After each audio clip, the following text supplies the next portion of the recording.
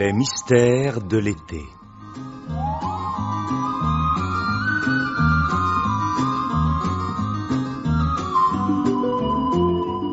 Pierre Billard a choisi pour vous ce soir, entre deux gendarmes, il faut choisir le moindre. Un film radiophonique de Pierre Frachet avec Jacques Morel et Jean-Claude Michel.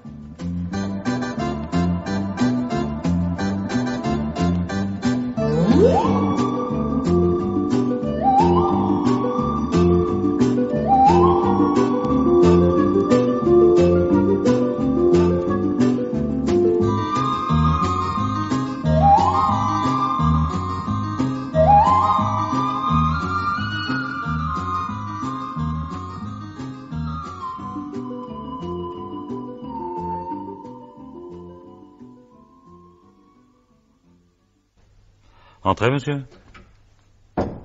Monsieur Bachelard. C'est moi. Je suis Jacques Surbier. Content de vous connaître, monsieur Surbier. Tenez, prenez dans ce fauteuil. Merci. J'espère que je ne vous dérange pas. Votre secrétaire m'a dit ce matin au téléphone que votre emploi du temps d'aujourd'hui était assez chargé. Si je me suis permis d'insister auprès d'elle, c'est que j'avais affaire moi-même dans ce quartier en début d'après-midi. Alors j'ai pensé en profiter pour passer vous voir. Je tenais à régler cette question. Ce n'était vraiment pas indispensable. Les petites dettes sont comme les amours de vacances. Si on ne s'en dégage pas tout de suite, et tout à fait, on risque de les traîner longtemps. Vous êtes un scrupuleux et un philosophe. Simplement un homme organisé. Vous vous défiez des amours de vacances? Je viens de vous dire que j'étais un homme organisé. Célibataire? Hélas, oui. Je comprends plus. Pourquoi dites-vous hélas oui? Parce que les hommes mariés sont beaucoup mieux défendus contre leurs maîtresses. Ce sont les petites amies des célibataires qui deviennent des maîtresses abusives. Je crains que vous ne vous fassiez des illusions. Il n'est pas de maîtresse plus abusive que l'épouse légitime. Vous parlez comme un homme marié. Hélas, oui. Célibataire ou homme marié, tant qu'il y aura des femmes, nous nous plaindrons du serpent. Je vous offre un verre, monsieur Surbier? Que voulez-vous boire? Whisky, cognac ou jus de fruits? Oh, jus de fruits, s'il vous plaît. Moi, je prendrai un petit scotch. Vous êtes sobre, monsieur Surbier? Vous me dites cela comme un reproche? Tenez. Voici un jus de raisin, bien frais. Merci. Un reproche, non. Non, pas du tout, au contraire. Des quelques hommes réellement efficaces, réellement dangereux que j'ai pu rencontrer dans ma vie, j'ai remarqué qu'aucun n'avalait jamais une goutte d'alcool. Efficace, je me l'explique, mais pourquoi dangereux? Un homme réellement efficace est toujours dangereux. Oui, j'emploie sans doute là inconsciemment un vocabulaire de chef d'entreprise. La libre entreprise, c'est la loi du plus fort. Et la loi du plus fort, c'est la loi du plus vache. À votre santé. À votre santé. Vous avez fait réparer votre voiture? Je l'ai conduite au garage ce matin. Elle sera prête à 6 heures. Alors je ne sais toujours pas combien je vous dois. Rien. Vous ne me devez rien. Si je vous ai téléphoné avant-hier, c'était seulement pour vous remercier de votre courtoisie et pour saluer votre loyauté. Je ne veux pas de votre argent. Non, il n'y a pas de raison pour que vous ne soyez pas remboursé. Je vous l'ai expliqué, mon contrat d'assurance prévoit une importante réduction des primes si je ne suis responsable d'aucun accident pendant l'année. Il est avantageux pour moi de ne pas signaler celui-ci, mais il ne faut pas pour autant que vous en soyez de votre poche, puisque vous n'êtes pas assuré tout risque. N'appelez pas ça un accident. C'est à peine un accrochage. J'ai cassé un feu arrière et un clignotant. Pourquoi me regardez-vous ainsi? Je contemple le phénomène. L'automobiliste qui, manœuvrant dans un parking non gardé, en pleine nuit, sans témoin, et brisant d'un coup de pare-choc le boîtier de feu arrière d'une voiture stationnée là, laisse sous un balai de l'essuie-glace de cette voiture son nom et son adresse avec quelques mots d'excuse, et qui, 3 jours plus tard, se déplace pour rembourser la réparation. À condition d'en connaître le prix, vous ne voulez pas me le dire. Je peux pas, j'ai pas encore vu la facture. Voyons, sur ma voiture, le remplacement de la même pièce il y a un an m'a coûté 35 francs, je crois, ou 40. La vôtre est plus puissante, c'est sans doute plus cher. Je vais vous donner 50 francs. Je ne les prendrai pas. Si, j'y tiens. Non, non, ne sortez pas votre carnet de chèques, monsieur Surbier, ni votre portefeuille. Je vous répète que je ne veux pas de cet argent. Vous ne me connaissez pas? Je suis têtu. Rien à faire. Oh, attention. Vous perdez une photographie. Oh! Je vous demande pardon. C'est ma dernière conquête. Vous la trouvez jolie? C'est ma femme. Voilà une phrase qui ferait tout à fait bien comme dernière réplique du deuxième acte dans une comédie de boulevard, vous ne trouvez pas? C'est ma femme. Et là-dessus, le rideau tombe. Les bravos montent du parterre garni pour un tiers d'exposants et pour 2 tiers de visiteurs du 17e salon de l'équipement électroménager. Après vos 5 rappels, quand les applaudissements s'apaisent dans un décrescendo de fin d'averse sur une véranda, un frisson délicieux parcourt les spectateurs. Les têtes se penchent l'une vers l'autre. Quel coup de théâtre, murmure-t-on. Et moi, en coulisses, je fais des efforts pour ne pas rire. Je regrette un peu de le désamorcer aussi vite, monsieur Bachelard, mais ce coup de théâtre n'en est pas un. Du moins pour moi. Je savais que cette élégante jeune personne était votre épouse. Vous le saviez? Je le savais. Je sais beaucoup de choses, monsieur Bachelard, sur vous et sur votre femme. Ah, oui. Mais procédons par ordre. Pardonnez-moi d'abord le stratagème de l'accrochage avec votre voiture en stationnement. C'était un moyen parmi d'autres de me présenter à vous d'une manière plausible. La fantaisie du moment m'a inspiré celui-là. Si vous ne m'aviez pas téléphoné, d'ailleurs, je serais venu quand même. J'aurais prétendu avoir découvert votre nom d'après le numéro de la plaque de police grâce à une relation imaginaire à la préfecture. Oubliez ensuite cette petite mise en scène de la photographie glissant du portefeuille et vous tombant, pour ainsi dire, dans les mains. La coïncidence eût été en effet savoureuse. Elle est trop belle pour être vraie. J'ai eu envie de m'amuser un peu. J'ai gardé de mes années de collège un certain goût de la mystification. Et puis, celle-ci m'a été très utile pour étudier votre réaction. Rares sont les gens qui savent dissimuler leurs véritables sentiments sous le coup de la surprise. et quel a donc été mon véritable sentiment sous le coup de la surprise? Exactement celui que j'attendais. Mais encore? Le contraire de celui auquel on aurait pu s'attendre en pareil cas. Votre visage n'a montré ni l'indignation, ni la colère, ni l'amour blessé, ni l'orgueil meurtri. Ce que j'y ai lu, monsieur Bachelard, et je sais lire sur les visages, je suis un vieux joueur de poker, c'était une expression de délivrance. Tiens. Je suis certain de ne pas me tromper. Bien. Et maintenant, si vous m'expliquiez un peu ce que tout cela signifie. Je suis là pour ça. Eh bien, alors je vous écoute. Monsieur Bachelard, vous avez bien une maîtresse. Qu'est-ce que ça peut vous faire? Ça peut me faire gagner 50 000 francs. Je ne vois pas encore clairement où vous voulez en venir. Je suppose que je vais être fixé très bientôt. Mais avant que vous commenciez à déballer votre marchandise, je tiens à mettre les choses au point. Si c'est sur mon dos que vous escomptez gagner 50 000 francs, de quelque manière véreuse que ce soit, par la force ou par la ruse, vous repartirez les mains vides. Je ne marche ni au chantage, ni à aucune forme d'extorsion, même raffinée. Mettez-vous bien cela dans la tête. Faites comme si d'autres que vous, encore plus marioles, et il en existe, j'en connais, ne vous vexez pas, s'y étaient déjà essayés sans le moindre succès. Alors cela étant dit, et dit une fois pour toutes, nous sommes bien d'accord. Nous le sommes, soyez tranquille. Alors cela étant dit, j'ai 48 ans. Ma vie n'a pas été toute simple. J'ai pris des coups, j'en ai donné, mais j'en ai pris assez pour ne plus jamais être naïf. Mais j'en ai donné suffisamment aussi pour ne plus être exagérément soupçonneux. Je sais d'expérience qu'il n'y a pas que des marchés de dupes, qu'il y a parfois des transactions rentables. Je prends la peine d'examiner toutes celles qu'on me propose, je ne renvoie jamais un représentant sans l'avoir entendu. Si votre affaire vaut 50 000 francs et qu'elle m'intéresse, nous pourrons peut-être traiter. Je crois qu'elle les vaut. Et je pense que nous traiterons. Ouvrez votre dossier. Nous pouvons parler sans risque d'être entendus. Oui, sans aucun risque. Votre secrétaire? Non, de son bureau, il ne distingue pas nos paroles. Parfait. Donc, selon votre femme, vous auriez une petite amie. Ma femme est jalouse. Aux yeux d'une femme jalouse, tout mari passe pour être infidèle. Non, je voudrais dissiper tout de suite une équivoque possible, monsieur Bachelard.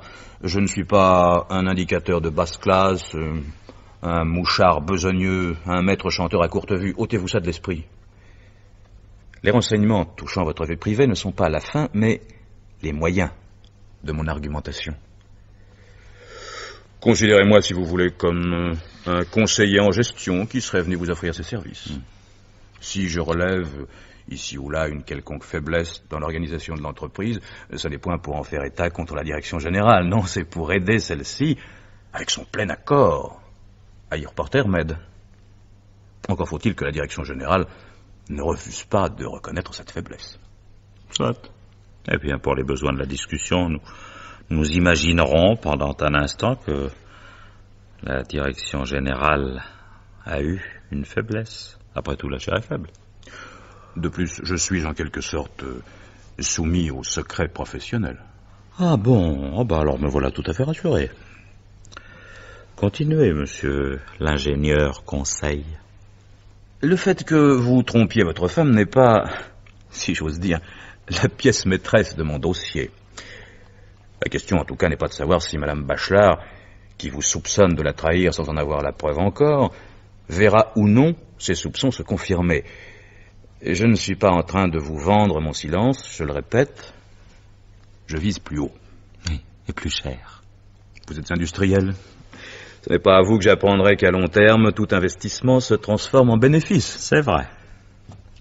On peut distinguer 3 catégories de maris infidèles. Il y a le mari qui, aimant sa femme profondément et une fois pour toutes, n'en reste pas moins, jusqu'à son extrême vieillesse, incapable de résister à la tentation de l'adultère. Coureur infatigable en même temps qu'époux attentionné, attaché avec une égale conviction à l'harmonie de son foyer et à sa passion pour les jolies filles, il collectionne des aventures fugitives, jaloux de son indépendance vis-à-vis de ses conquêtes, attentif à ne rien compromettre pour l'une d'entre elles de son bonheur familial, et toujours prêt, s'il le faut, à sacrifier celle-là à celui-ci. C'est pas mal. Ah, voilà un caractère que la Bruyère n'aurait peut-être pas brossé beaucoup mieux. Vous êtes trop indulgent. Ne croyez pas cela, je suis sans pitié, au contraire. Le mari de la deuxième catégorie, Oui. comme le premier, aime sa femme. À la différence du premier, il n'a, lui, qu'une seule maîtresse. Il aime autant l'une et l'autre. Il consacrera son invention et ses énergies à préserver toute sa vie, s'il se peut, ce fragile mais bienheureux équilibre. Oui, eh bien, j'ai connu un type de cette sorte. Il était conducteur de poids lourd. Pendant 14 ans, il a fait Paris-Concarneau 2 fois par semaine en rangeant son camion tantôt devant le pavillon de Champigny où vivaient sa femme et ses 3 enfants, tantôt devant la petite maison bretonne où sa bonne amie l'attendait en élevant les 2 filles qu'elle avait eues de lui. Après 14 ans, sa femme est morte. Il a vendu le pavillon de Champigny. Il a épousé la bretonne. Maintenant, il descend à Paris chez une veuve de gendarme qui habite près de la porte Saint-Cloud. Et la troisième catégorie? C'est celle de l'homme marié qui est tombé amoureux de sa maîtresse et qui souhaite divorcer pour refaire sa vie avec elle. Alors? Quelquefois, c'est possible. Quelquefois, non. Tout dépend de sa femme. Il arrive qu'elle se résigne, mais il arrive aussi qu'elle refuse de céder par passion, par vengeance ou par intérêt. Dans ce cas, le mari n'a pour ainsi dire plus aucune chance de pouvoir rebâtir en dehors d'elle une existence normale. Son nouvel amour est condamné. Mais tout dépend du mari. Il arrive qu'il se résigne, mais aussi qu'il refuse de céder. Une épouse intransigeante est sur ce point une citadelle imprenable. Elle tiendra des années. On n'imagine pas ce qu'il y a de patience têtue, d'obstination méthodique, de férocité tranquille chez une femme qui s'accroche. Si. Moi, je l'imagine très bien. Monsieur Bachelard, vous allez me dire si je me trompe. Je vous ai classé dans la 3e catégorie.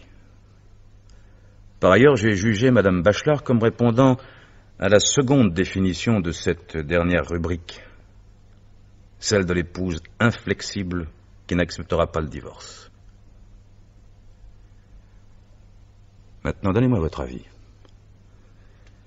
Un mari de la 3e catégorie, enchaîné à une épouse répondant à la seconde définition, ne donnerait-il pas 50 000 francs pour être débarrassé d'elle? Vous ne répondez pas? Je réfléchis.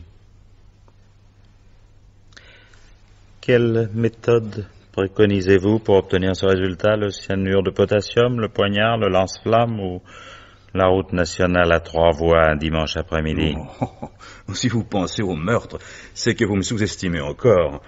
Certes, je suis une sorte d'aventurier, et ma morale personnelle est assez large pour que les scrupules ne l'encombrent pas. Je sais prendre des risques, mais j'aime bien les calculer moi-même. Et je ne joue jamais au-dessus de mes moyens. Le prix d'un meurtre est trop élevé pour moi. Je ne crois pas au crime parfait. Vous avez peut-être tort. En tout cas, il ne figure pas au nombre de mes compétences. Et puis, voyez-vous, en dépit des efforts récents et indiscutables de l'administration pénitentiaire, j'estime que le confort des prisons françaises laisse beaucoup à désirer. Je suis avant tout un homme libre, et j'entends le rester. Je vis depuis longtemps en marge de la loi, mais dans la partie de la marge qui est le plus près du texte. Vous voyez, juste sur le bord. Je m'en suis toujours trouvé bien. Et c'est précisément en me servant de la loi que je peux vous débarrasser de votre femme. De la loi? Et de quelle façon? Flagrant délit d'adultère. Ou bien sûr, nous ne sommes plus au bon vieux temps où l'épouse convaincue de ce délit encourait, autrement que pour la forme, la peine de 3 mois à 2 ans de prison prévue au code pénal à l'article 339, je crois. 37. 337, c'est exact. Je vois que vous êtes renseigné. Oui. J'ai parfois de saines lectures. Le relâchement des mœurs fait sourire aujourd'hui de ce cérémonial ridicule au cours duquel un officier de police vient surprendre la coupable et son complice, puis consigne dans un procès-verbal les preuves que le délit a été consommé. L'image évoque le vaudeville d'avant 1914, mais la procédure existe encore. On a parfois tort de l'oublier. Peut-être. Les laboratoires Bachelard-Tourelle figurent au 6e rang de la production française de produits pharmaceutiques. Vous êtes riche? Je ne veux pas dire par là que Madame Bachelard vous êtes épousé pour votre argent, non. Non, d'ailleurs, vous êtes un homme de belle prestance. Non, mais vous n'êtes pas mal non plus. Je ne vous le fais pas dire. Mais enfin, l'argent aussi a sa place en tout cela. Outre ses motifs passionnels, votre femme en a d'autres pour ne pas vous lâcher. Elle mène une vie matérielle plus qu'enviable. Elle ne va pas y renoncer pour vous procurer le plaisir de l'offrir à une autre. Si vous demandez le divorce sans raison grave, elle bataillera indéfiniment, vous accablera de soucis, de paperasse et de temps perdu. Exigera une pension exorbitante, vous saignera jusqu'à votre dernier vieux million. Elle ne vous tient plus que par là. Par le mal qu'elle peut vous faire en vous empêchant de revivre libre. C'est malheureusement vrai. Tandis que si vous la coincez, monsieur Bachelard, vous êtes sauvé. Votre ménage est sans enfant. Avec un constat en bonne et due forme, vous obtiendrez le divorce en 6 mois par décision du tribunal et pour un minimum de frais. Commencez à m'intéresser, monsieur Surbier. J'ai connu Françoise... Oh, permettez que je l'appelle Françoise. En faute comme chez vous. Elle n'est jamais venue chez moi. Non, j'ai connu Françoise dans la soirée du 21 du mois dernier, qui était un vendredi, au casino de Deauville. Vous vous souviendrez peut-être qu'après vous être assis avec elle à une table du dancing, non loin de l'orchestre, vous l'avez quittée vers minuit pour vous rendre dans les salles de jeu. Vous avez risqué quelques plaques à la boule, et puis vous êtes passé à la roulette. Vous êtes resté environ 3 quarts d'heure. C'est juste. J'ai d'ailleurs gagné ce vendredi-là un peu plus de 2000 francs, si je me rappelle bien. C'était un heureux présage, n'en doutez pas. Après vous avoir suivi discrètement jusqu'au tapis vert et m'être assuré que vous y attarderiez un moment, je suis revenu vers la piste de danse et j'ai presque aussitôt invité votre femme. Ah oui. Eh bien, j'en arrive à un point de mon récit qui risque de comporter quelques passages délicats. Si désireux que vous soyez de vous séparer d'elle, je ne peux pas oublier, n'est-ce pas, que vous êtes son mari. Oui, mais vous inquiétez pas pour ça. Je n'ai plus, en ce qui la concerne, la moindre vanité de propriétaire. Et s'il me reste à son égard un sentiment de possession, c'est à peu près celui qu'éprouve envers sa fracture du tibia le type qui s'est cassé la jambe. On guérit parfaitement d'une fracture. Oui, quand elle est bien réduite. Je me fais fort de prouver que votre femme n'est pas irréductible. Vous êtes son amant? Pas encore. Pas encore, et riche de nuances. Je suis un chasseur de filles, monsieur Bachelard. Et je crois pouvoir l'affirmer, au risque de vous paraître encore une fois immodeste, on me considère généralement comme un assez bon fusil. Ah, oui. J'ai l'expérience de ces sortes de nuances et l'habitude de les déchiffrer. Vous êtes un homme trop bien élevé pour me contraindre à rapporter des détails qui sont toujours de mauvais goût en ce domaine. Je vous demande de me croire en confiance ou au moins de faire pour l'instant comme si vous me croyiez. Examinons la question en partant de ce postulat que je peux, sur un signe de vous, devenir dans les 24 heures l'amant de votre femme. Si je commettais une erreur d'appréciation ou si je présumais de mes capacités, nous en resterions là. Bien entendu, l'affaire ne tient que si je réussis. Oui, c'est l'inconvénient des professions libérales. On ne peut en vivre que dans le succès. Voilà. Après 10 ou 12 pas d'une danse un peu lente, j'ai déjà mesuré les facultés de résistance d'une inconnue à une pression des doigts qu'elle accepte ou qu'elle refuse, à un frôlement de joues qu'elle supporte ou qu'elle évite, à un rapprochement du corps qu'elle repousse ou qu'elle accompagne. Je suis assez renseigné pour prédire si elle me cédera ou non. Dans le cas de Françoise, je vous avoue qu'il m'a fallu un peu plus de temps. Ça ne m'étonne pas. Nous avons dansé une dizaine de minutes, et puis elle est retournée à sa place. Nous n'avions échangé que quelques phrases, et je la sentais, comment dire, à la fois réticente et intéressée. J'ai été l'inviter une seconde fois. Elle ne s'est levée qu'après une hésitation. Elle semblait prendre du plaisir à danser, et pourtant je la surpris à jeter un regard vers l'entrée de la salle, comme si elle appréhendait votre retour. J'ai demandé à la revoir. Elle a souri d'une façon curieuse, sans répondre. J'ai insisté. Elle a fini par dire oui. Nous avons pris rendez-vous pour le lundi suivant. C'est un bon début. Nous nous sommes retrouvés chaque jour de la semaine jusqu'au vendredi. L'après-midi le plus souvent. Le soir, une ou deux fois. Alors, le vendredi 21, vous m'avez dit. Donc, il y a eu 8 jours vendredi dernier. Et la semaine dont vous parlez était, par conséquent, celle du 23 au 30. Effectivement, ma femme était restée seule à Deauville. À chacune de ces rencontres, assez courtes pour la plupart, d'1h30 à 2h environ, 3h30 pour la plus longue, un soir que nous sommes allés au cinéma, nos rapports ont continué d'être ceux de la première minute, c'est-à-dire composés d'abandon pour moitié de retenue. Exemple de retenue, il ne m'a permis en 8 jours que 4 baisers, dont 3 dans la voiture, le 4e la nuit, sur la plage déserte. Ah, eh ben, dans quelle précision. Je sais. Je sais ce que vous allez me faire remarquer. Rien jusqu'ici ne semble justifier ma confiance en l'issue, je dirais, positive de ma mission. Ah. Apparemment, c'est vrai. Et pourtant, je suis certain du résultat. Ah oui, il y a l'autre face de son comportement avec moi. L'abandon. J'ai tenu Françoise dans mes bras. J'ai reçu ses confidences. Elle ne voulait pas que j'apprenne son adresse, de peur sans doute que je la compromette par une indiscrétion, mais dans le même temps, elle me racontait votre vie conjugale et m'avouait qu'elle n'est pas heureuse. Elle vous craint, mais Je l'attire. Ouais. Ou réciproquement, si vous préférez. Quand je lui prends la main et qu'elle me sourit, je n'ai pas besoin qu'elle exprime avec des mots pour comprendre qu'elle s'est déjà donnée à moi en intention. Que ce n'est qu'une question de circonstances favorables. Son sourire et sa main dans la mienne me l'ont expliqué. En matière de psychologie amoureuse, il faut savoir lire entre les lignes. Entre les lignes de la main. Ouais. En somme, vous venez me vendre un horoscope. Vous savez, sur Biais, je ne crois pas beaucoup aux sciences occultes. Et pour résumer en termes un peu directs la situation, vous avez levé ma femme il y a près de 15 jours, vous n'êtes pas encore parvenu à coucher avec elle, mais vous venez m'annoncer que si je vous donne 50 000 francs, vous en ferez votre maîtresse d'une heure à l'autre.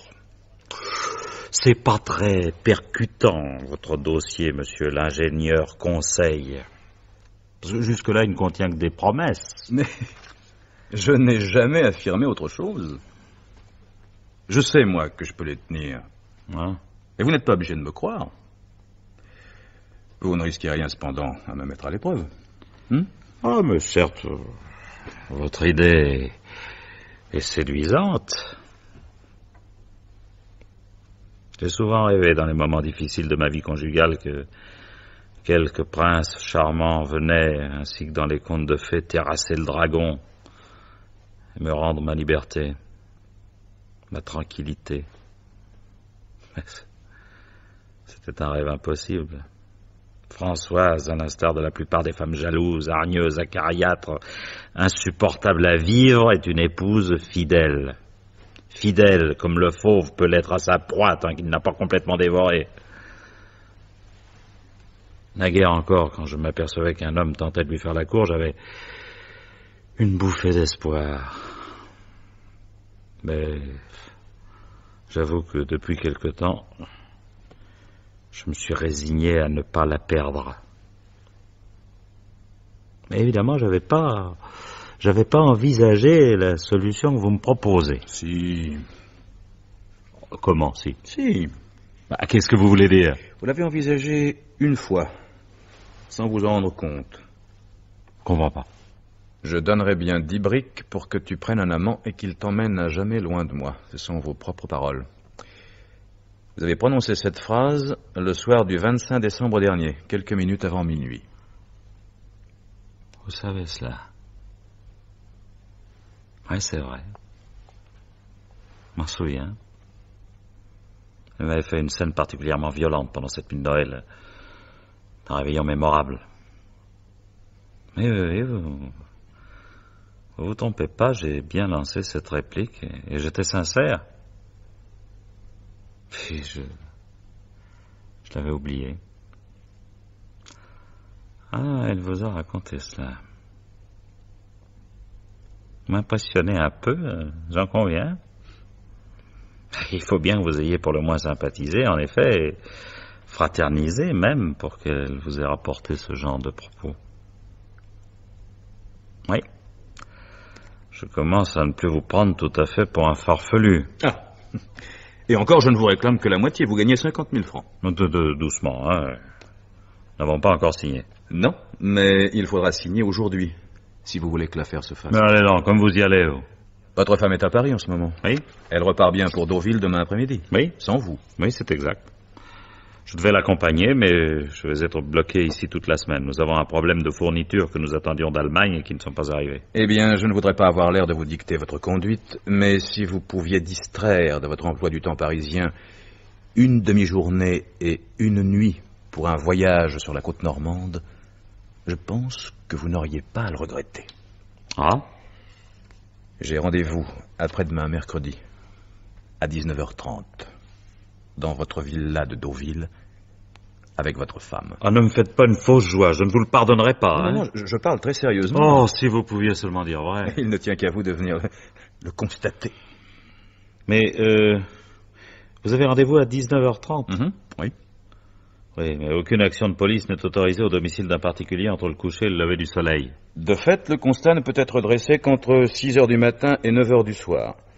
Ce qui laisse, soit dit en passant, une bonne marge de sécurité aux amateurs. J'y ai pensé, rassurez-vous. Quand Françoise, enfin vulnérable, m'a invité pour mercredi à dîner chez elle, je lui ai fait valoir galamment qu'elle prenait des risques. Elle m'a répondu « Je le sais, je les prends ». J'ai alors laissé entendre, avec des paroles décentes, mais non équivoques, que le feu qui rougeoyait en moi sous les braises pourrait bien, sitôt franchi sa porte, se transformer en incendie.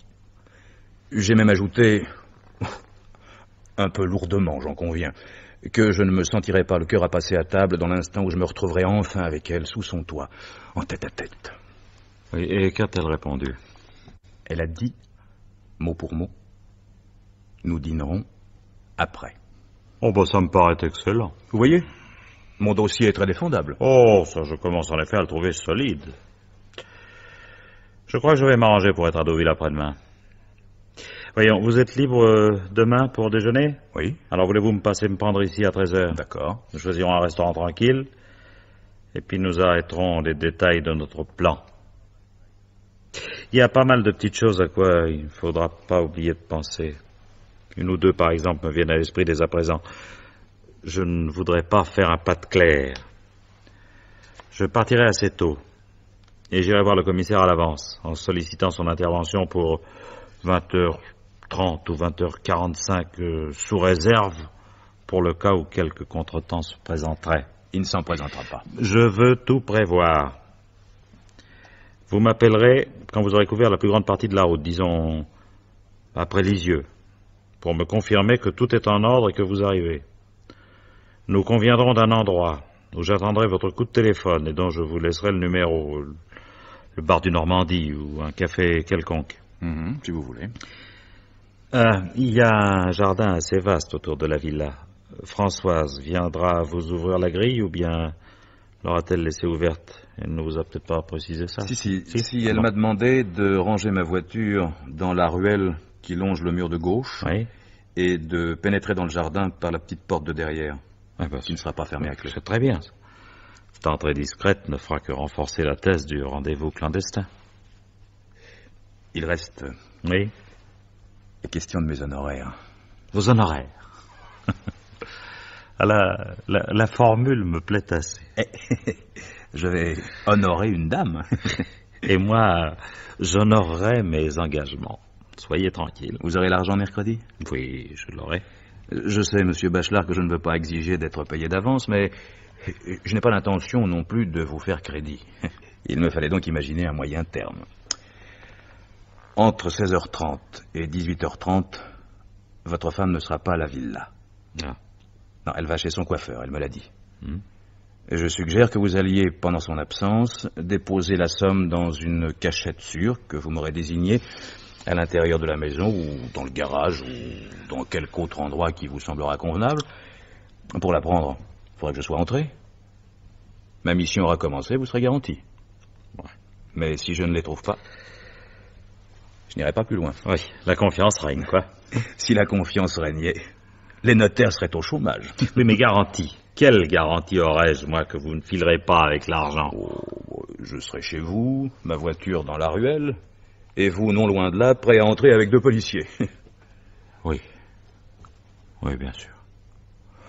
Bon, ben, nous verrons cela. Si je ne suis pas en possession de l'argent, je ne commence pas le travail. Bon, mais c'est entendu, nous ferons comme vous voulez. Ah, vous êtes dur en affaires. En amour aussi.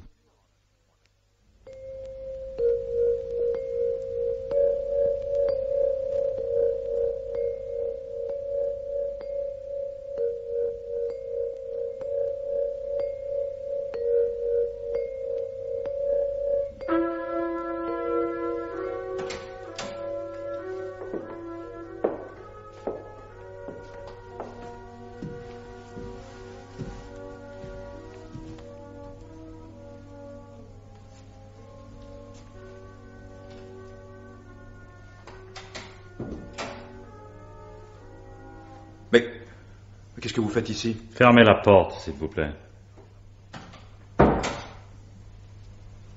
Pourquoi n'êtes-vous pas dehors? Je vous attends. Et votre femme? Il y a eu quelques modifications dans le plan que nous avions établi, je vais vous l'expliquer. Vous avez trouvé l'argent? Il est là, dans ma serviette. Entrez par ici. Françoise n'a pas pu venir? Ce n'est pas exactement ça. Allez jusqu'à la porte au fond de cette pièce. Ouvrez. Je vous présente ma femme, monsieur Surbier. Ma vraie femme, Françoise Tourelle, l'épouse Bachelard. Vous ne la connaissiez pas encore. Non, il est inutile de vous en approcher davantage. Personne ne peut plus rien pour elle. Elle est tout à fait morte. D'ailleurs, elle a été tuée sur le coup. Ce candélabre de bronze pèse près de 3 kilos. Elle a eu le crâne fracassé, je suis sûr qu'elle n'a pas souffert. Qu'est-ce qui s'est passé? Crime passionnel, vraisemblablement. Un soupirant est conduit que la colère aveugle et qui perd tout contrôle de lui-même, saisit le premier objet lourd à portée de sa main et frappe. Ce sont hélas des choses qui arrivent. On lit parfois dans les journaux les récits de drames de ce genre. Revenez dans le salon, voulez-vous? C'est vous qui l'avez tué. Asseyez-vous là-bas. Là-bas, sur le canapé. Et asseyez-vous. Ce que je tiens là est un pistolet automatique de calibre 9 mm. De temps à autre, je m'amuse à vider un chargeur dans la cave le dimanche après-midi. Et à 8 mètres, j'éteins la flamme d'une bougie 4 fois sur 5. Vous êtes à peine à 3 mètres de moi, je ne pourrai pas vous manquer. Je voudrais bien que vous me disiez... Vous allez comprendre. Je ne vous laisserai pas mourir idiot, comme on dit. Pour l'instant, je propose que vous déposiez d'abord votre serviette sur le tapis. Allez. Là. Repoussez-la du pied. Lentement.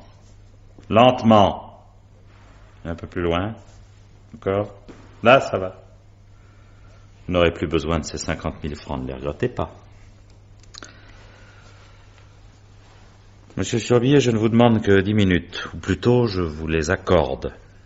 C'est dans des films policiers généralement médiocres que l'assassin, tenant sa future victime au bout du canon de son pistolet, discourt interminablement pour analyser les mobiles de son geste et le mécanisme de sa machination.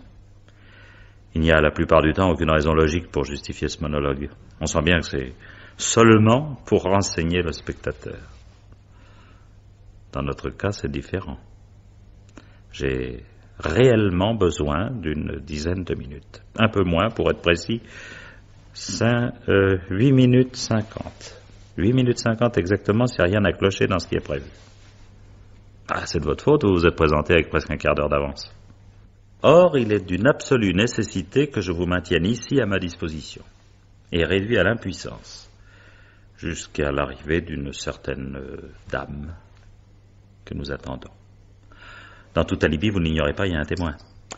Dans tout alibi, il y a aussi un point faible. Pas dans celui-là. Puis d'ailleurs, quand je parle d'alibi, c'est pas tout à fait le terme propre. On invoque un alibi quand on plaide non coupable. Mais il faut que tout soit cohérent. Quand vous vous êtes arrêté dans cette auberge de Pont-l'Évêque pour me téléphoner, vous y avez pris une consommation? Pourquoi cette question? Répondez. Oui. Qu'avez-vous bu? Un citron pressé. C'est parfait. Je préfère. La médecine légale de nos jours a fait des progrès spectaculaires. On parvient à déterminer l'instant de la mort avec parfois une précision confondante. C'est très important l'heure de la dernière ingestion pour l'autopsie. Bougez pas. Je ne veux pas vous voir remuer l'ongle du petit doigt, Surbier. Et si vous décollez seulement une fesse de votre siège, je vous loge une balle en dessous de la ceinture. Vous savez, ce genre de blessure qui n'est jamais mortelle à brève échéance, mais qui peut vous faire endurer un martyre. Rappelez-vous bien ça. Hein? Je ne dois pas vous tuer tout de suite, mais rien ne m'empêche de vous abîmer d'abord. Alors il ne tient qu'à vous de mourir en bonne santé. Renoncez à toute tentative de contre-attaque. Je ne me laisserai pas surprendre, sachez-le. Je voulais seulement prendre mon paquet de cigarettes dans ma poche. Eh ben, laissez vos mains où elles sont. J'ai envie de fumer. Tiens. La mienne. Allez, attrapez. Et les allumettes sur la table basse à votre gauche. Non, prenez la boîte d'une seule main. J'ai dit d'une seule main. Ça n'est guère commode. Eh ben, débrouillez-vous. De nous deux, on pourrait presque croire que c'est vous qui avez le plus peur. Oh, je reconnais que vous témoignez d'un calme remarquable. Ça, vous avez du courage physique, c'est évident. Enfin, à moins que ce ne soit une énorme inconscience. Mais je ne suis pas non plus très impressionnable. Ne vous faites pas trop d'illusions. Je n'ai peur ni de vous, ni de vous abattre. Je suis simplement précautionneux. Je ne commettrai pas la moindre erreur. Sait-on jamais? Oh non, pas la moindre, Sorbier. Dans 7 minutes maintenant, Véronique arrêtera sa voiture devant la grille de la villa. Je suis censé avoir fait le voyage avec elle. 4 personnes nous ont vu partir ensemble de Paris dans sa voiture, qui est une 2 chevaux, et qui ne peut parcourir cette distance en moins de 2h30 dans le meilleur des cas. Nous sommes arrêtés à Bonnières chez des amis qui pourront attester que j'étais avec elle. À la sortie de Bonnières, j'avais caché dans un abri-sûr une grosse moto, une machine puissante qui monte à 190. Pendant que Véronique terminait seule le trajet, j'ai avalé en moins d'1h20 les 170 km restants et je suis arrivé ici, bien dissimulé sous mon casque et mes lunettes de motard, avec assez d'avance pour recevoir votre appel et faire ce que j'avais à faire. Véronique, vous la connaissez sous un autre prénom et un autre nom que les siens. Oui, elle s'est fait passer pour ma femme auprès de vous. Vous vous êtes laissé avoir sur toute la ligne, mon vieux, avec vos airs vainqueurs et votre insupportable prétention. Non, pas un geste. Je vous surveille. Je cherche un cendrier. Eh ben, jetez vos cendres dans la cheminée. Faut que vous crâniez encore, hein, c'est plus fort que vous. Il n'y a pourtant pas de quoi. Je vous ai manœuvré comme une marionnette dès la première minute et vous y êtes allé pas à pas, très exactement, où je voulais vous conduire. Une seule fois, peut-être, vous avez eu un semblant d'initiative et sur un détail très accessoire. Avec votre petite farce de la photo qui s'envole de votre porte-carte et atterrit sur mon bureau. Toujours votre goût de l'effet, du clinquant de music hall. Au fond, vous êtes un cabotin. Oh, vous ne vous êtes pas regardé. Vous ne vous montrez pas, quant à vous, si mécontent de vous-même. Vous êtes là en train de vous pavaner dans votre autosatisfaction. Ce n'est en rien de la vanité, c'est la fierté légitime de l'inventeur qui voit son projet prendre corps et qui touche au succès. Oh, la comparaison est hardie. Elle est pourtant juste. J'ai inventé quelque chose. Le crime presque parfait. Voyez-vous, la faute de la plupart des assassins est de jouer quitte ou double. L'impunité totale ou la condamnation. Ils visent à échapper complètement à la justice. Bien entendu, ça peut réussir. Il y a des meurtriers impunis, 1 sur 100. Mais les autres, tous les autres, finissent entre 2 gendarmes. Moi, j'ai imaginé de commencer par où les autres finissent. D'affronter la police tout de suite, de faire face à la justice de mon propre chef. Je pourrais dire, et ceci ne serait pas seulement un calembour, de mon propre chef d'inculpation. Au lieu de fuir le tribunal pour conserver une liberté précaire, je me sers de lui, moyennant une peine modique, pour garantir ma liberté à jamais. Entre 2 gendarmes, il faut choisir le moindre. Mais ne vous interrompez pas, monsieur Bachelard. Je trouve ces explications passionnantes. Oh, je vous ai cherché longtemps, Sorbier.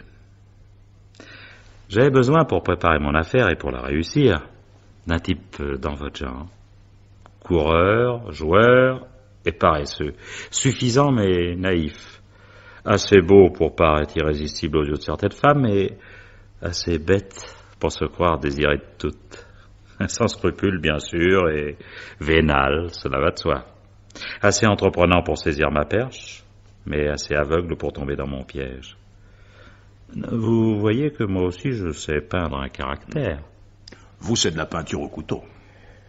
Je vous ai cherché durant des mois. Et je vous ai trouvé il y a 3 semaines à Deauville. Je prenais un verre à la terrasse du Normandie avec Éric Péquigny. La chance vous a fait passer dans la foule des promeneurs à quelques mètres de nous. Et Péquigny, ça vous dit quelque chose? Péquigny. Il m'a dit qui vous étiez et quel genre de service vous saviez rendre à l'occasion. Il vous a versé 3 millions d'anciens francs il y a 4 ans pour séduire sa femme et vous faire choper avec elle en flagrant délit dans leur villa de Saint-Tropez. J'entrevoyais enfin la réussite. Ah, il était temps, ça, je vous l'avoue, car la vie chez moi était devenue intenable. Oui. Il y a un point capital que vous avez toujours ignoré, mon cher, et sur lequel Véronique a su très habilement vous induire en erreur. C'est ma femme qui était riche et non moi. Les laboratoires Bachelard-Tourelle, en réalité, ne sont que les laboratoires Tourelle, épousés par Georges Bachelard. Ouais. C'était Françoise, unique héritière de son père et de son oncle, qui tenait les cordons de la bourse. Une très grosse bourse, avec des cordons très serrés. Le mari, lui, il voyait son nom imprimé sur les tubes de pommade et les flacons d'antibiotiques, mais il était payé au mois, comme les chauffeurs-livreurs. Je gagnais moins que mon inspecteur des ventes ou mes chefs de produits. Oui, et quand je voulais changer de voiture, il fallait que je demande la permission. Cette Véronique, Oui. que j'ai toujours appelée Françoise, n'est qu'une complice? Ou bien est-ce que c'est elle, votre maîtresse? Véronique est la femme que j'aime, que je vais épouser, et que je regretterai toute ma vie de n'avoir pas rencontré 20 ans plus tôt.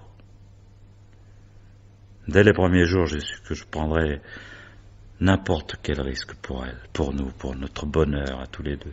Il semble qu'elle vous l'ait bien rendu. Oui, c'est vrai. Elle m'a été plus que précieuse dans cette affaire, elle est indispensable. Oui, je sais ce que je lui dois. Et si elle n'avait pas accepté de jouer le rôle de Françoise auprès de vous, rien n'aurait été possible. Véronique ne sait pas me refuser grand-chose. Quand une femme est amoureuse, elle donne tout jusqu'à sa conscience et son âme, si on sait les lui demander. Elle peut aller jusqu'à se rendre complice d'un meurtre, de 2 meurtres. Oh, je peux bien vous confier un secret, je suis certain que vous ne le répéterez pas. Ah, vous êtes cynique en plus. Non, je suis seulement très décidé. Oui, je peux vous en faire maintenant la confidence. Je n'ai pas médité ce coup uniquement pour Véronique. Non, il y avait aussi l'argent. Même si je n'avais pas été poussé par l'amour, j'aurais quand même comploté mon veuvage. Hey, il faut me comprendre. Bachelard-Tourelle pèse 887 647 000 francs hors taxes de chiffre d'affaires pour le dernier exercice. Hein? Ça vaut bien la peine pour les gagnés de porter le deuil pendant quelques mois. En tout cas, ce que vous ne gagnez pas, c'est à être connu. Plus je vous découvre, plus il m'apparaît que vous incarnez la plus pure espèce de salaud qu'il m'ait jamais été donné de rencontrer. Peut-être, mais je m'en fous, Surbier. Un salaud impécunieux, ça s'appelle un salaud. Un salaud milliardaire, ça s'appelle un milliardaire. Quels sont les principaux cas d'excuse légale dans le droit français? Autrement dit, quelles conditions particulières doivent être réunies pour que Georges Bachelard assassine sa femme Françoise, dont il est légataire universel, en ne payant cet homicide volontaire et prémédité que de quelques semaines de prison, quelques jours même, avec un bon avocat? Moi, je connais les réponses sur le bout du doigt. Sur le bout de ce doigt qui va presser la détente. Article 321 du Code pénal. Le meurtre est excusable s'il a été provoqué par des coups ou des violences graves envers les personnes. Article 324, second paragraphe. Dans le cas d'adultère est excusable le meurtre commis par l'époux sur l'épouse. Cette clause-là, j'en ai pas besoin. Ainsi que sur le complice. Celle-là, par contre, va m'être très utile. À l'instant où il les surprend en flagrant délit dans la maison conjugale. Article 329. Si l'homicide a été commis en repoussant pendant la nuit l'escalade ou l'effraction des clôtures, murs ou entrées d'une maison ou d'un appartement habité ou de leur dépendance. Vous voyez, c'est plus qu'il ne m'en faut. Je surviens à l'improviste le soir, dans cette ville-là, qui est mon domicile. Je constate des traces d'effraction sur la petite porte qui s'ouvre dans le mur du jardin, derrière la propriété, car je n'en ai pas débloqué, j'en ai forcé la serrure.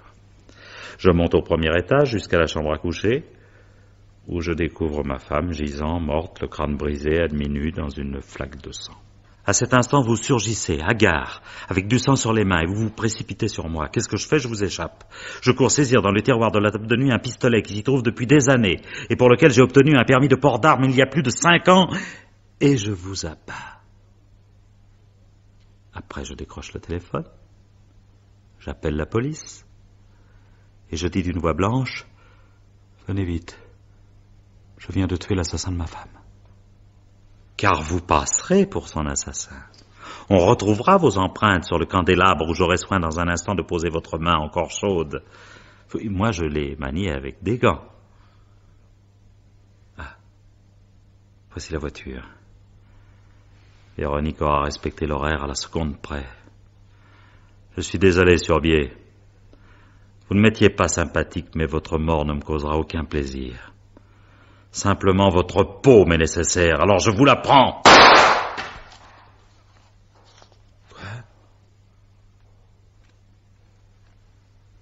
Quoi? Attention, Bachelard.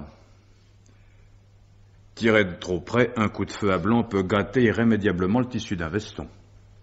Sans compter que vous risqueriez de me brûler la peau. Regardez. Vous m'avez roussi les poils sur le dos de la main. Pour venir à notre rendez-vous, j'ai mis l'un de mes meilleurs costumes.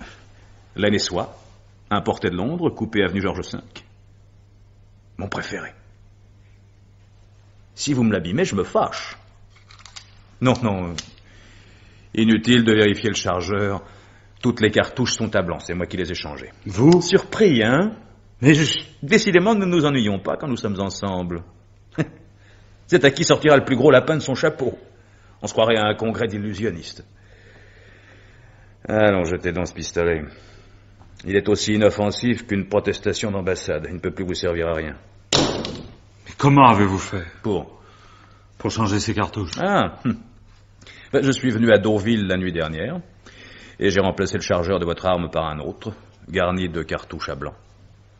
Pour plus de précaution, j'ai fait de même avec les 2 chargeurs de réserve qui sont rangés derrière le premier volume du Littré, sur le rayon du bas de la bibliothèque. Mais comment êtes-vous entré? Par la porte, en me servant des doubles de vos clés, que Véronique avait fait fabriquer jeudi matin, après vous avoir subtilisé pour quelques heures votre trousseau. Quoi, Véronique? Non, ne criez pas, c'est imprudent. Et ne menacez pas, c'est inutile. Qu'il soit bien entendu que, désarmé, vous n'avez plus aucun espoir de me dominer par la violence physique. J'ai 10 ans de moins et 15 kilos de plus que vous, 15 kilos de muscles. Alors je vous déconseille fortement de rien tenter de ce côté-là. Puis ne louchez pas non plus vers le candélabre, ni vers son frère jumeau resté sur la cheminée. J'ai appris à me battre et je vous assure que je sais faire très mal. Vous êtes vaincu, Bachelard. Il faut le reconnaître et m'écouter. C'est votre seule chance. Tout ce qu'il vous est encore permis d'entreprendre à présent, c'est de maintenir la bouche hors de l'eau en essayant de ne pas faire de vagues. Non, asseyez-vous, tenez. Plantez là, bras ballants, vous êtes pitoyable. Je suis insensible à la pitié, tout comme vous, mais je trouve que cela nuit à la qualité du spectacle. C'est assez déprimant, un boxeur groggy qui reste sur ses jambes. Le chaos debout est le moins beau à voir, et le plus dangereux.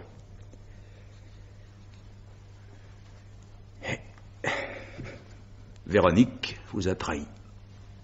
C'est une réalité, il n'y a guère à épiloguer là-dessus. Une fille est pareille à la chance. Si on la veut vraiment très fort, elle finit par vous tomber dans les bras. J'ai voulu Véronique très fort. Et je l'ai eue. Ce n'est pas possible. Tout est possible avec une femme. La femme est imprévisible, comme le chat. Et puis, Véronique et moi sommes de la même race. De la race des pirates, des bandits de grand chemin. Vous pas. Oh non, vous êtes un larron d'occasion, Bachelard. Vous n'avez pas la vocation d'un coureur d'aventure. Il n'empêche que vous aviez conçu votre machine infernale avec une belle intelligence et un talent certain. Je vous rends cette justice. C'est la moindre des élégances puisque je veux en profiter. Si nous nous mettons d'accord, il ne faudra plus tarder trop appeler la police. Nous n'avons pas beaucoup de temps aussi, je vais être bref. Voici mes conditions. Primo, dès la succession liquidée, je rentre dans Bachelard-Tourelle pour 42%. Votre femme possédait en propre 80% des actions, qui vont vous revenir. Vous en détenez déjà vous-même 4%, soit 84. Moitié-moitié. Mais vous êtes fou! Silence! Vous n'êtes pas en situation de discuter. Il ne s'agit pas pour vous de négocier un traité, ni même de marchander un armistice, mais de consommer une capitulation. Vous me cédez la moitié des actions dont vous disposez, et vous m'en acquittez la cession. Et vous vous débrouillerez pour les payer à ma place. Secondo, en attendant cet heureux jour, et comme témoignage de votre bonne volonté à mon endroit, vous me signez ce petit papier que j'ai là, dans la serviette, avec l'argent et le magnétophone, dont il faut, entre parenthèses, que je pense à actionner le bouton d'arrêt. Voilà, ce que nous disons maintenant n'a plus besoin d'être enregistré. Par contre, vos aveux très complets du début de la soirée pourraient m'être précieux par la suite. On ne sait jamais. L'audition n'en sera pas excellente, sans doute, c'est un petit appareil à pile, mais je fais plusieurs essais, je suis sûr qu'on entendra correctement. Et puis, pour un juge d'instruction, n'est-ce pas, ce qui importe dans une audition, c'est moins la clarté de la voix du prévenu que la sincérité de sa confession. Fumier! Oh, soyez poli, s'il vous plaît, n'oubliez plus que vous parlez à votre associé. Tenez, signez-moi cette lettre, je vous prie. Non, mais ce n'est pas la peine de lire jusqu'au bout. Il ne s'agit que d'un petit billet amical dans lequel vous reconnaissez avoir tué votre femme, puis m'avoir faussement convaincu, à mon arrivée, après vous, sur les lieux, que vous n'y étiez pour rien. Oui, c'est pour le cas où la bande magnétique se conserverait mal ou serait détériorée accidentellement. Alors, vous signez? Ah oui. Je sais bien que ça n'est pas drôle de devoir partager les laboratoires Bachelard-Tourelle, qui sont une vieille affaire de famille avec un étranger, presque un inconnu. Mais nous aurons tout le temps de faire connaissance. Et puis, tant que je serai avec vous, Georges, vous n'aurez rien à craindre de la justice. Choisissez. C'est moi ou les assises. Vous venez de le dire il n'y a pas un quart d'heure. Entre deux gendarmes, il faut choisir le moindre. Allez. Signez. Bien. J'irai porter tout cela dans ma voiture avant l'arrivée des enquêteurs. Véronique est en bas, je vais la faire monter. Nous appellerons la police, et puis nous déclarerons que nous venons de découvrir le corps de la malheureuse Madame Bachelard, assassinée sauvagement chez elle, en l'absence de son mari. Ah, nous vivons décidément une bien triste époque. Les honnêtes gens n'y sont plus en sécurité. Véronique témoignera qu'elle ne vous a pas quitté depuis Paris. Moi, je dirai que je vous ai rencontré dans la 2 chevaux, à la sortie de Trouville, et que vous m'avez invité à vous suivre jusqu'ici. Ayez confiance, tout se passera bien. Je vous soutiendrai, Georges, en cette épreuve difficile. Vous n'êtes plus seul désormais. Nous sommes 2. Ah, vous permettez que je conserve les 50 000 francs. C'est une petite avance qui m'aidera à patienter. Vous savez ce que c'est quand on attend un héritage.